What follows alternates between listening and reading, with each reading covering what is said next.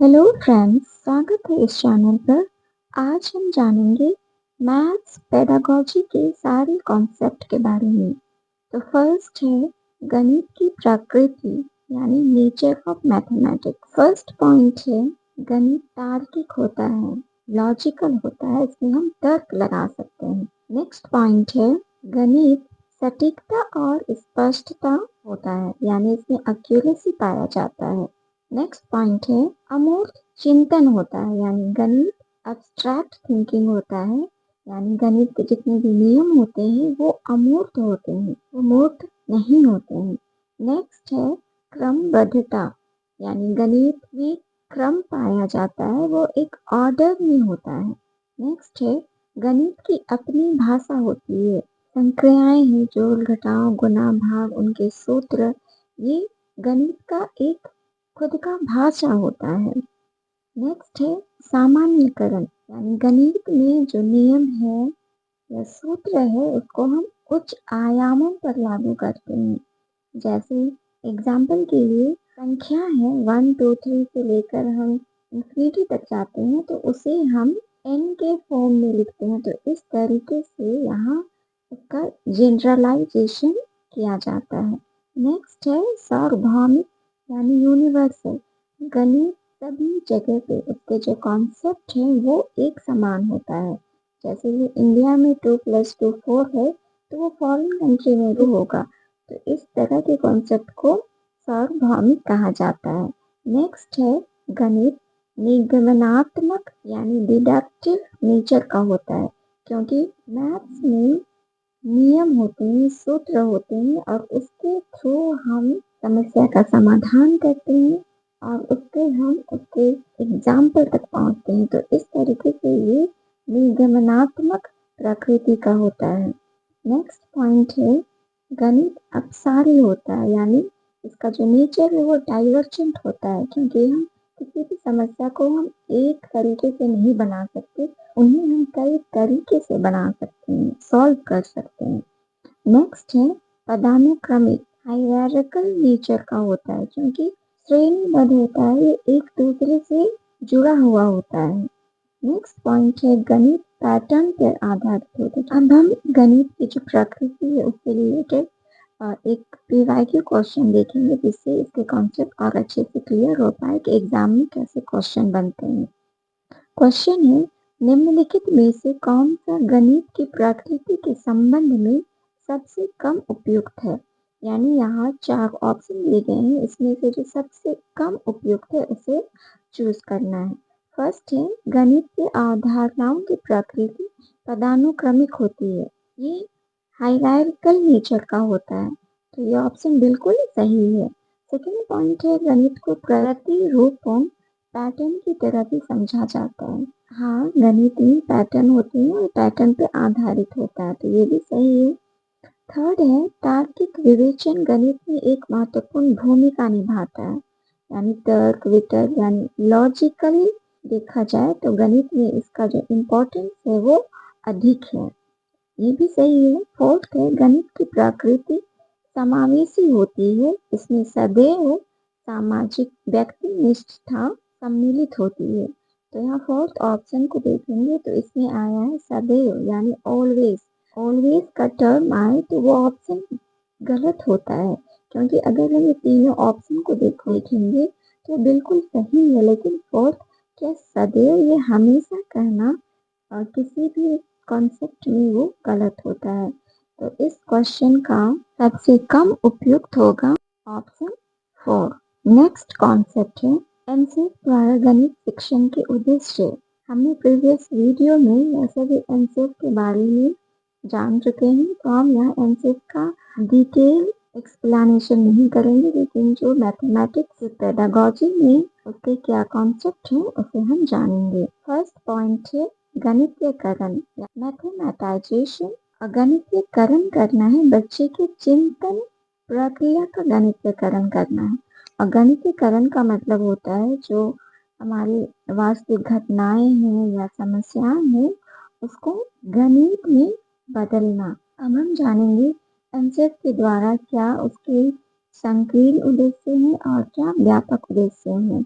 मतलब उसके narrow M और ब्रॉड एम क्या है। और जो संकीर्ण उद्देश्य होता है वो व्यवहारिक होता है, जैसे संख्यात्मक कौशल यानी बच्चे में संख्या के बारे में कौशल का विकास हो, संक्रियाओं में महारत हासिल करना यानी जोड़ घटाव गुणा भाग के जो भी कॉन्सेप्ट है उस पे भी वो सीख रहा है बच्चा, उसे अपने दैनिक जीवन में उसका उपयोग कर पाए। ये सब सीख कर उसे एक जॉब मिल सके जिससे वो अपने जीवन का निर्वाह कर पाए। तो ये एक तरीके से संकीर्ण उद्देश्य है। अब हम जानेंगे इसके व्यापक उद्देश्य क्या है और ये बुद्धि पर आधारित होता है, जैसे तार्किक चिंतन का विकास करना कि बच्चा तर्क वितर्क कर पाए, रचनात्मक आलोचनात्मक चिंतन का विकास हो, क्रिएटिव हो, क्रिटिकल थिंकिंग कर पाए, समस्या समाधान यानी जो भी प्रॉब्लम्स है उसको सॉल्व कर पाए, अमूर्त चिंतन का विकास कर पाए, वो मूर्त नहीं एब्स्ट्रैक्ट थिंकिंग कर पाए। तो ये सब व्यापक उद्देश्य हैं। अब हम PYQ के एक क्वेश्चन देखेंगे कि एम्स ऑफ टीचिंग से क्वेश्चन कैसे बनते हैं। क्वेश्चन है, गणित की प्रकृति के संबंध में निम्नलिखित में से सर्वाधिक उपयुक्त कथन कौन सा है। 4 ऑप्शन है। फर्स्ट है, गणित में केवल परिकलन यानी कैलकुलेशन निहित है, और केवल वाला ऑप्शन वैसे भी गलत होता है तो ऑप्शन गलत है। सेकंड है, गणित आगमन निगमन एवं सामान्यकरण करने की आदत का विकास करता है। तो गणित में आगमन विधि भी यूज होता है, निगमन भी, लेकिन निगमन अधिक यूज किया जाता है। सामान्यीकरण होता है तो ये ऑप्शन बिल्कुल सही है। थर्ड है, गणित अपसारी चिंतन की अपेक्षा अभिसारी चिंतन के विकास में सहायता करता है।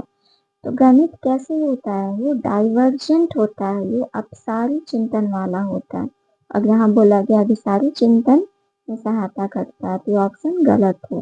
फोर्थ है, गणित में पैटर्न विचार और अवधारणाएं मूर्त निहित है, यानी जो पैटर्न और जो उसके नियम है उसके रूल है वो मूर्त है यानी कॉन्क्रीट बोला गया। तो ऐसा नहीं है, क्योंकि जो भी पैटर्न या जो भी रूल है, जो फॉर्मूलाज हैं, वो क्या है, वो एब्स्ट्रैक्ट है तो ऑप्शन गलत होगा। तो इस क्वेश्चन का सही आंसर होगा ऑप्शन सेकंड। अब हम जानेंगे गणित के शिक्षण में किन किन सिद्धांतों का यूज किया जाता है। तो हम इम्पोर्टेंट सिद्धांत के बारे में जानेंगे जो एक एग्जाम्स में क्वेश्चन बनते हैं। तो फर्स्ट सिद्धांत है जॉर्ज पॉलिया का सिद्धांत, और ये समस्या समाधान का सिद्धांत होता है। इसके 4 चरण होते हैं। फर्स्ट है समस्या को समझे, अंडरस्टैंड द प्रॉब्लम, यानी जो समस्या दिया गया है उसको समझना है। सेकंड है योजना बनाए, मेक अ प्लान, यानी जो समस्या दिया हुआ है उसको समझकर उसका योजना बनाना है। थर्ड है योजना का क्रियान्वयन करना, कैरी आउट द प्लान, यानी जो योजना बनाए हैं उसको कैरी आउट करना है। फोर्थ है पुनरावलोकन, यानी लुक बैक या वेरीफाई, जो हमने क्रियान्वयन किया है फिर हम उसे रिफ्लेक्ट करना है, वेरीफाई करना है कि क्या हमने जो योजना बनाकर जो क्रियान्वयन किया है क्या उसका आंसर सही आ रहा है या फिर आंसर वेरी कर रहा है, तो इस तरह से चेक करना है। तो ये शिक्षण का सिद्धांत है जिसे जॉर्ज पॉलिया ने दिया था। सेकंड है वैन हीले सिद्धांत, और ये ज्यामितीय आकृतियों यानी ज्योमेट्री के सिद्धांत के लिए होता है। इसके 0 से लेके 4 लेवल दिए गए हैं, टोटल 5 लेवल का होता है। अब जो लेवल 4 होता है वो सबसे हाई होता है। तो 0 लेवल में होता है चक्षुकरण यानी विजुअलाइजेशन, बच्चा आकार रूप या दिखावट के आधार पर समझता है। जैसे किसी गाड़ी के चक्के को देखता है तो बोलेगा ये सर्कल है, ट्रायंगल के शेप का, कोई चिप्स खा रहा है तो बोलेगा ये ट्रायंगल है। तो इस तरह से इसके आकार को देखकर समझता है। लेवल 1 है विश्लेषण यानी एनालिसिस, गुणों और विशेषताओं के आधार पर समझ।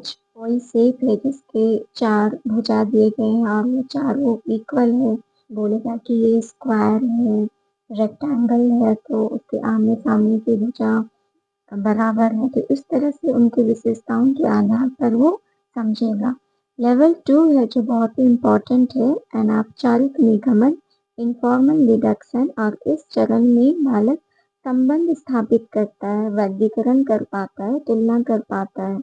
जैसे जो वर्ग होता है वो एक आयत होता है, क्योंकि वर्ग को देखा जाए और आयत को देखा जाए तो दोनों ही शेप का जो अपोजिट फेस होता है वो इक्वल होता है, तो इस तरीके से वो संबंध स्थापित कर पाता है।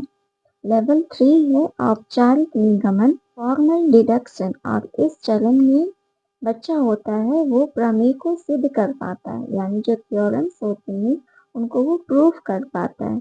और लेवल 4 होता है दृढ़ता यानी राइगर, इसमें उसने जो कुछ भी सीखा है उसको यूज कर पाता है, और जो प्रणाली है उसका तुलना कर पाता है, यानी उसने जो कुछ सीखा है उसको अप्लाई कर पाता है, और अप्लाई करने के बाद उसमें वो दृढ़ हो जाता है। अब हम PYQ क्वेश्चन देखते हैं जो इन दो सिद्धांत से रिलेटेड है। फर्स्ट क्वेश्चन है, वैन हीले के ज्यामितीय चिंतन के विकास के स्तरों के अनुसार निम्नलिखित में से कौन सा स्तर 2 संबंधों को निरूपित करता है, यानी लेवल 2 के बारे में पूछा है, जिसमें बच्चा क्या करता है, संबंध स्थापित कर पाता है। तो फर्स्ट ऑप्शन में बच्चा आकृतियों की पहचान तथा वर्गीकरण केवल उनके आकार अथवा अभिविन्यास के आधार पर करता है, तो उसके आकार पर वो लेवल 0 पर करता है, जिसमें वो देखकर उसके आकार उसके रूप को देखकर उसका पहचान करता है। सेकंड ऑप्शन है बच्चा दी गई ज्यामितीय आकृति के सामान्य गुणों का अनौपचारिक रूप से गुणों के बीच के संबंध को देख सकने में सक्षम होता है, और स्तर 2 होता है ये अनौपचारिक निगमन होता है, जिसमें बच्चा क्या करता है, वो संबंध स्थापित कर पाता है, वर्गीकरण कर पाता है, तुलना कर पाता है, तो ये ऑप्शन बिल्कुल सही होगा। थर्ड ऑप्शन है बच्चा वर्गीकरण नहीं कर सकता, ये ऑप्शन गलत है। बच्चा ज्यामिति की निगमनात्मक अभिगृह्य व्यवस्थाओं को समझ सकता है, तो निगमन यानी फॉर्मल डिडक्शन ये लेवल 3 में होता है, जिसमें वो थ्योरम्स को सिद्ध करता है, तो ये ऑप्शन भी गलत होगा, क्योंकि लेवल 2 में बालक इनफॉर्मल डिडक्शन यानी अनौपचारिक निगमन करता है, यानी उसमें वो संबंध स्थापित कर पाता है, तो इस क्वेश्चन का सही आंसर होगा ऑप्शन सेकेंड। सेकंड क्वेश्चन है, निम्नलिखित में से कौन सा पोलिया की समस्या समाधान मॉडल के अनुसार सही क्रम है, यानी यह जॉर्ज पोलिया के सिद्धांत के बारे में पूछ रहा है। तो जॉर्ज पोलिया के सिद्धांत में क्या होता है, सबसे पहले समस्या को समझना है, फिर योजना बनाना है, योजना का क्रियान्वयन करना है, फिर उसका पुनरावलोकन करना है। इस क्वेश्चन का सही आंसर होगा ऑप्शन 4।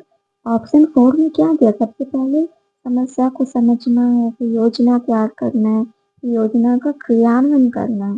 भले ही इसमें लास्ट स्टेप नहीं लिया हो, लेकिन ये इसका क्रम एकदम सही है, तो ये बिल्कुल सही होगा। तीसरा सिद्धांत है न्यूमैन की त्रुटि विश्लेषण विधि, यानी न्यूमैन एरर एनालिसिस, और यह गणितीय शब्द समस्याओं यानी वर्ड प्रॉब्लम्स जो होते हैं उनको हल करते समय गलतियों का विश्लेषण करने के लिए मॉडल दिया गया है। फर्स्ट है पठन त्रुटि यानी रीडिंग, जिसमें बच्चा ये शब्दों को पहचान ही नहीं पाता है, या जो प्रॉब्लम इसको पहचान नंबर को नहीं पहचान पाता है तो वो पढ़ नहीं पाता। जैसे क्वेश्चन में लिखा हुआ है 15 आम, तो उसे पढ़ेगा वो 50 आम, तो इस तरह से वो पढ़ नहीं पाता। सेकंड है समझने की त्रुटि यानी कॉम्प्रिहेंशन, वो समझ नहीं पाता है। जैसे एग्जाम्पल के लिए टोटल पूछा है और शेष पूछा है यानी रिमेनिंग पूछा है, तो टोटल में उसे ऐड करना है और शेष में उसे घटाना है, तो वो समझ नहीं पाता है। थर्ड है रूपांतरण की त्रुटि यानी परिवर्तन या ट्रांसफॉर्मेशन जो होता है उसे बच्चा नहीं कर पाता, यानी उसे गणितीय रूप में नहीं बदल पाता है। जैसे 12 इंटू 5 60 होता है, तो उसे 55 लिख देगा, तो वो उसे गणितीय रूप में वो उसे नहीं बदल पा रहा है। फोर्थ है प्रक्रिया कौशल की त्रुटि, यानी जो प्रक्रिया है वो उसे सही से नहीं कर पा रहा है।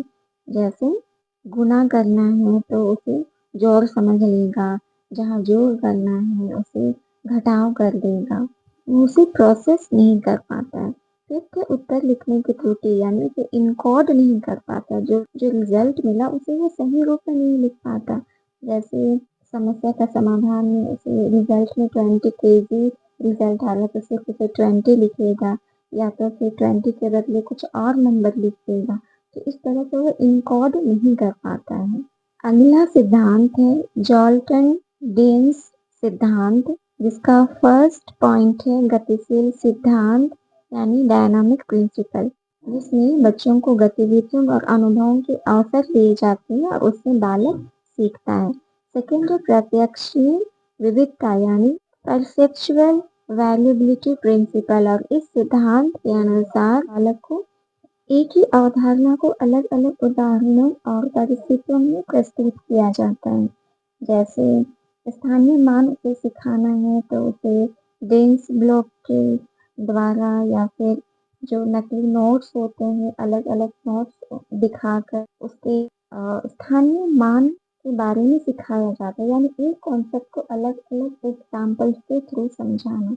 और ये बहुत इम्पोर्टेंट कॉन्सेप्ट होता है। थर्ड है गणितीय परिवर्तता सिद्धांत, मैथमेटिकल वेरिएबिलिटी प्रिंसिपल, और इस प्रिंसिपल के तहत जो मूल संरचना होता है उसको स्थिर रखकर अप्रासंगिक चरों को व्यवस्थित रूप से बदलना होता है। जैसे एग्जाम्पल के लिए ट्रायंगल है तो हम बालक को अलग अलग साइज के यानी छोटा बड़ा इस तरह के ट्रायंगल दिखाते हैं, या फिर वो रंग में अलग हो सकते हैं, लेकिन बालक को ये कॉन्सेप्ट जो कि मूल संरचना है, क्योंकि उसमें 3 भुजा होते हैं, 3 एंगल होते हैं, तो उसको स्थिर रखना है। लेकिन हम अलग अलग ट्रायंगल दिखा रहे हैं, अलग अलग कलर में, अलग अलग साइज के, तो इस तरीके से इसे समझाया जाएगा।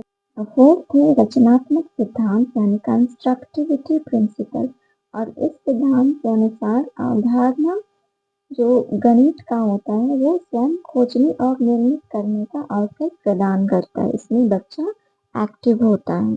अब हम कुछ मैथ्स पेडागोजिकल के इम्पोर्टेंट टर्म को जानेंगे जो मैथमेटिकल रूप से होता है। जैसे यहाँ एक्सियम, थ्योरम और कंजक्चर है, इनके बारे में हम जानेंगे। और ये स्टेटमेंट होता है, कथन होता है। सबसे पहले हम जानते हैं एक्सियम क्या होता है, जिसे स्वयं सिद्ध भी कहा जाता है। यह बिना प्रमाण के स्वीकार किया गया सत्य होता है, यानी इसको प्रूफ की जरूरत नहीं होता है, ये यूनिवर्सल ट्रूथ होता है। जैसे एग्जाम्पल के लिए a is equal to b, b is equal to c, तो हम इसे a is equal to b equal to c हम मानते हैं। और ये ज्योमेट्री में जो एक्सियम्स होते हैं उसे हम पोस्टुलेट कहते हैं। सेकेंड है थ्योरम यानी प्रमेय, जिसे प्रमाणित करना पड़ता है, और इसे प्रमाण करने के लिए, इसे सिद्ध करने के लिए हम एक्सियम्स का यूज करते हैं। जैसे त्रिभुज के तीनों कोणों का योग 180 डिग्री होता है, तो इसके प्रूफ के लिए हम इसके एक्सियम्स का यूज करते हैं। थर्ड है कंजेक्चर यानी अनुमान या परिकल्पना। ये अस्थायी अनुमान एक तरीके से होता है जिसमें जो किसी पैटर्न पर आधारित होता है और जिसे मान लिया जाता है सही है, सिर्फ माना जाता है, लेकिन जब इसे हम प्रूफ करते हैं तो या तो वो ट्रू होता है या तो फॉल्स होता है। जैसे एग्जाम्पल के लिए 6 के मल्टीपल के एक कम और एक ज़्यादा प्राइम यानी अभाज्य संख्या होते हैं। जैसे हम एग्जाम्पल के लिए लेते हैं 6 का दूसरा मल्टीपल 12 होता है, उससे एक कम करेंगे तो 11 और एक ज़्यादा करेंगे तो 13, तो ये प्राइम नंबर मिलेगा, तो ये सही है। फिर हम आगे देखते हैं 6 का तीसरा मल्टीपल देखेंगे 18, तो इसका एक कम 17 और एक ज़्यादा 19 होता है, तो ये भी प्राइम नंबर है। लेकिन हम इसका 6 का छठा मल्टीपल देखें तो 36 होता है, और उसका एक कम करें तो 35 और एक ज़्यादा करें तो 37, तो 35 क्या प्राइम नंबर है? तो ये नहीं है। इसमें क्या होता है, ये सही भी हो सकता है, गलत भी हो सकता है, फिर इसका हम अनुमान लगा सकते हैं। नेक्स्ट कॉन्सेप्ट है कन्वर्ज, इनवर्ज और कंट्रा पॉजिटिव। अब इसे हम वन बाय वन करके जानेंगे क्या होता है। कन्वर्ज यानी होता है विलोम, इसमें क्या होता है, दो स्टेटमेंट दिए होंगे और एक स्टेटमेंट में दो टर्म दिए हुए रहते हैं, जैसे पी और क्यू। और जो कन्वर्ज में क्या हो जाता है, जो सेकंड स्टेटमेंट होगा, पी का क्यू हो जाएगा और क्यू का पी हो जाएगा, उसका उल्टा होता है, तो ये कन्वर्ज होता है। सेकंड है इनवर्स यानी प्रतिलोम। इसमें क्या होता है, इसमें भी दो स्टेटमेंट दिए होंगे और फर्स्ट का स्टेटमेंट क्या हो जाएगा, नेगेटिव हो जाएगा, जैसे पी जो है वो माइनस पी हो जाएगा और क्यू जो है वो माइनस क्यू हो जाएगा, यानी वो नेगेटिव हो जाएगा। थर्ड है कॉन्ट्रा पॉजिटिव। इसमें क्या होता है, जो स्टेटमेंट होते हैं वो एक दूसरे का उल्टा भी होता है और नेगेटिव होता है, जैसे P का हो जाएगा माइनस क्यू और Q का हो जाएगा माइनस P। अभी हमने जो कॉन्सेप्ट पढ़ा, अब उनका हम कुछ प्रीवाइज क्वेश्चन करते हैं। फर्स्ट है गणित में कंजक्चर क्या है, यानी कंजक्चर के बारे में पूछ रहा है।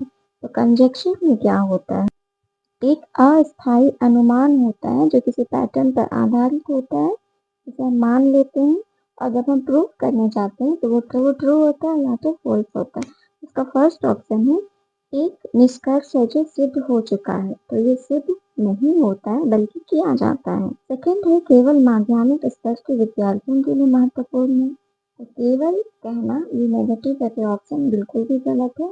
थर्ड है बिल्कुल भी महत्वपूर्ण नहीं है क्योंकि यह गणित की समझ विकसित करने में मदद नहीं करता, तो यह नेगेटिव दिया हुआ, तो ऑप्शन बिल्कुल गलत होगा।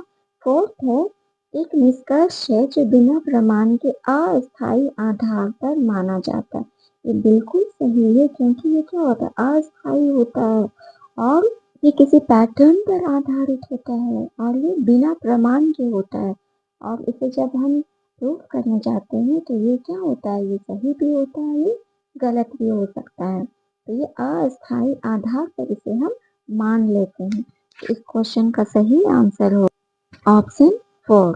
सेकेंड है गणित में प्रमेय है, यानी जो थ्योरम्स है उसके बारे में पूछ रहा है। तो थ्योरम क्या होता है, उसे हम एक्सियम्स के थ्रू हम उसे प्रूव कर सकते हैं। इसको ऑप्शन में क्या दिया है, फर्स्ट है यह कथन जिसकी सहायता से सत्यता या असत्य की कोई जानकारी नहीं है, ये बिल्कुल गलत है क्योंकि इसे हम प्रूव कर सकते हैं। सेकेंड है एक कथन जो सदैव सही होता है उसे सिद्ध की आवश्यकता नहीं होती, ये एक्सियम्स होता है जिसे सिद्ध करने की आवश्यकता नहीं होती, सदैव सही होता है, तो ऑप्शन गलत है। थर्ड है एक कथन जिसकी सिद्ध के लिए साक्ष्य से रहित है, जिसको सिद्ध करने के लिए साक्ष्य की जरूरत नहीं है, तो ये ऑप्शन भी गलत है। फोर्थ है एक कथन जिसे स्वयं सिद्ध की तर्क संगत युक्तियों के द्वारा सिद्ध किया गया है, ये बिल्कुल सही है क्योंकि थ्योरम को हम एक्सियम्स यानी स्वयं सिद्ध के द्वारा हम इसे प्रूव कर सकते हैं, तो इस क्वेश्चन का सही आंसर होगा ऑप्शन 4। नेक्स्ट कॉन्सेप्ट है ट्रांसपोजिशन, प्रोपोर्शनल थिंकिंग, कंट्राडिक्शन और बाई कंडीशनल। अब इन कंसेप्ट के बारे में हम जानेंगे ये क्या होते हैं। फर्स्ट है ट्रांसपोजिशन यानी पक्षांतरण, ये अलजेब्रा यानी बीजगणित पर आधारित होता है, जो हम एक्सप्रेशन और व्यंजक यूज करते हैं, जैसे कोई प्रॉब्लम्स होता है सॉल्व करने के लिए दिया हुआ रहता है, इस तरह से 3x plus 8 is equal to 8x minus 2, तो इस तरीके से जो एक्सप्रेशन यानी जो अलजेब्रिक एक्सप्रेशन होता है उसे हम ट्रांसपोजिशन कहते हैं। सेकेंड है प्रोपोर्शनल थिंकिंग यानी समानुपातिक, ये रेशियो यानी अनुपात पर आधारित होता है, जैसे कोई मैप रीडिंग हो या फिर यूनिटरी मेथड हो तो उसमें हम समानुपातिक का यूज करते हैं। थर्ड है कॉन्ट्राडिक्शन यानी विरोधाभास, ये कॉन्ट्राडिक्शन में क्या होता है, कुछ प्रूव करने के लिए दिया हुआ रहता है लेकिन हम उसका उल्टा प्रूफ करते हैं, जैसे √5 इज ए इरेशनल नंबर, जब हमें प्रूव करना है ये अपरिमेय संख्या, तो हम कैसे शुरू करते हैं कि √5 इज ए रैशनल नंबर, तो इसे कहते हैं कॉन्ट्राडिक्शन।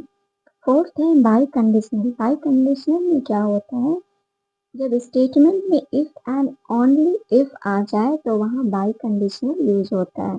नेक्स्ट कॉन्सेप्ट है ऑर्डिनल, कॉर्डिनल एंड नॉमिनल, तो ये क्या होता है हम जानते हैं। फर्स्ट है ऑर्डिनल, मतलब ये क्रम में होता है, ये ऑर्डर में होता है, और जैसे कोई स्थान हो गया, कोई पोजीशन हो गया, किसी ऑर्डर में हो गया, जैसे फर्स्ट पोजीशन, सेकंड, थर्ड, इस तरीके से, तो वो ऑर्डिनल होता है।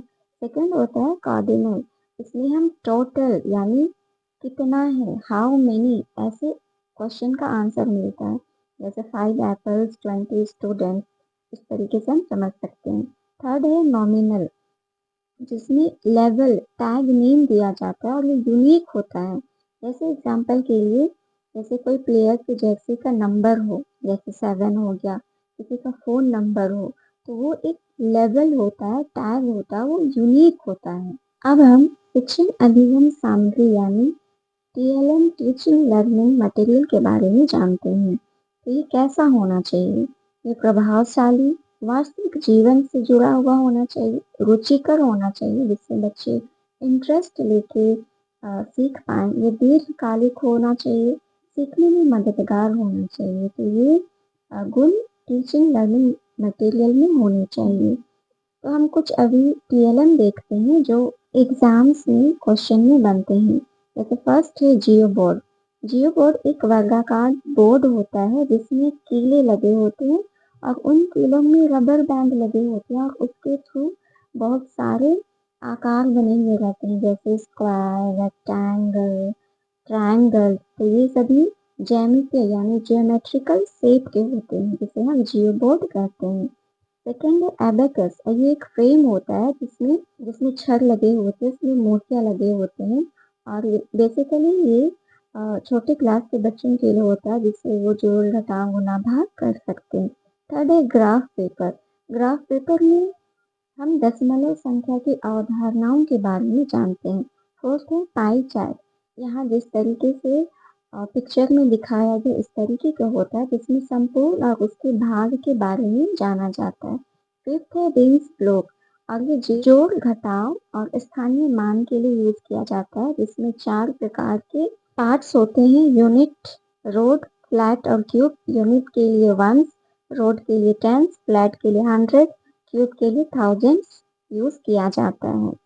सिक्स्थ है जियोजेब्रा, और ये एक प्रकार का सॉफ्टवेयर होता है जो जियोमेट्री बेस होता है, यानी जियोमेट्री के शेप के लिए यूज किया जाता है और ये सॉफ्टवेयर होता है, तो इसीलिए ये जो विजुअल डिसेबल बच्चे होते हैं इनके लिए यूज नहीं होता है। तो ये बहुत सारे एग्जाम में पूछ भी चुका है कि जियोजेब्रा किसके लिए यूज किया जाता है। यहाँ एक टर्म है बाला, और जिसका फुल फॉर्म होता है बिल्डिंग एज लर्निंग एड, यानी बिल्डिंग को एज ए लर्निंग एड के रूप में यूज करना है। जैसे चार्ट, मैप, और या फिर कोई पिक्चर्स बने हुए हो या फिर कोई फॉर्मूलाज लिखे हुए, तो इस तरीके से बिल्डिंग को लर्निंग एड के रूप में यूज करना है। जो अचीवमेंट गोल ओरिएंटेशन होता है वो कैसा होना चाहिए? तो किसी भी शिक्षण पेडागोजी में जो है अचीवमेंट गोल होता है वो मास्टरी यानी निपुणता के लिए होना चाहिए, ना कि फेलियर या परफॉर्मेंस के डर से होना चाहिए। जैसे हम फेल हो जाएंगे उसके कारण हम अच्छा परफॉर्मेंस करेंगे, या फिर प्रदर्शन मेरा अच्छा हो उसके लिए हम अपना गोल सेट कर रहे हैं, तो ऐसा नहीं होना। मास्टरी यानी उसमें कुशलता पाने के लिए हमें जो ओरिएंटेशन है वो होना चाहिए। यहाँ कुछ PYQ क्वेश्चन है, जैसे कथन ए है यदि n सम है तो n स्क्वायर सम है। कथन बी में दिया है यदि n स्क्वायर सम नहीं है तो n सम नहीं है। तो ये किससे रिलेटेड क्वेश्चन है? ये जो हमने पढ़ा था कन्वर्ज, इनवर्ज और कॉन्ट्रापोजिटिव, तो उससे रिलेटेड है। तो यहाँ पर देखिए जो फर्स्ट स्टेटमेंट है वो क्या है कि n सम है तो n स्क्वायर सम नहीं है। अब बी में दिया है यदि n स्क्वायर सम नहीं है तो n सम है। फर्स्ट स्टेटमेंट पॉजिटिव है और सेकंड में क्या दिया है वो उसका जस्ट उल्टा है, n स्क्वायर को पहले ले लिया है और n को बाद में लिया है और वो नेगेटिव है। उसका उल्टा भी है, नेगेटिव भी है, तो ये क्या होता है? ये कॉन्ट्रा पॉजिटिव होता है। तो इस क्वेश्चन का सही आंसर इनवर्स भी नहीं होगा, कन्वर्स भी नहीं होगा, लेकिन क्या होगा? Contra positive. तो इस क्वेश्चन का सही आंसर हो जाएगा ऑप्शन फर्स्ट। नेक्स्ट क्वेश्चन है बालक मानचित्र पर मापक्रम को पढ़ सकता है और दो स्थानों के बीच की दूरी को सही रूप से ज्ञात कर सकता है। वह क्या है? मतलब इस क्वेश्चन में बताया जा रहा है कि बालक मानचित्र का मापक्रम को पढ़ सकता है और वो दो स्थानों के बीच की दूरी को वो सही रूप में ज्ञात कर सकता है। तो ये कॉन्सेप्ट के बारे में बताया जा रहा है। क्या ये मापन चिंतन यानी क्या वो मेजरमेंट थिंकिंग कर पा रहा है या फिर वो पक्षांतरण यानी ट्रांसपोजिशन। ट्रांसपोजिशन में क्या होता है? वो अलजेब्रिक एक्सप्रेशन होता है। तो ऑप्शन गलत है। थर्ड है समानुपातिक चिंतन यानी प्रोपोर्शनल थिंकिंग। हमने पढ़ा है कि जो समानुपातिक चिंतन होता है, प्रोपोर्शनल थिंकिंग होता है, उसमें क्या करता है बच्चा? अनुपात निकाल पाता है, मैप रीडिंग कर पाता है, प्लस इसमें यूनिटरी मेथड भी यूज कर सकता है। तो ये ऑप्शन बिल्कुल सही होगा। फोर्थ में है विरोधाभास यानी कॉन्ट्राडिक्शन यानी उल्टे रूप से इसका प्रूव करना। तो ये ऑप्शन गलत है। तो इस क्वेश्चन का सही आंसर हो जाएगा ऑप्शन 4। तो इस तरह से फ्रेंड्स हमने आज मैथमेटिक्स के पेडागोजिकल टर्म्स और कुछ पीवाईक्यू क्वेश्चन किए हैं। आई होप ये सारे कॉन्सेप्ट आपको समझ में आ गए होंगे। मिलते हैं नेक्स्ट वीडियो में नेक्स्ट कॉन्सेप्ट के साथ। अगर वीडियो हेल्पफुल लगे तो लाइक शेयर सब्सक्राइब करें। Thank you.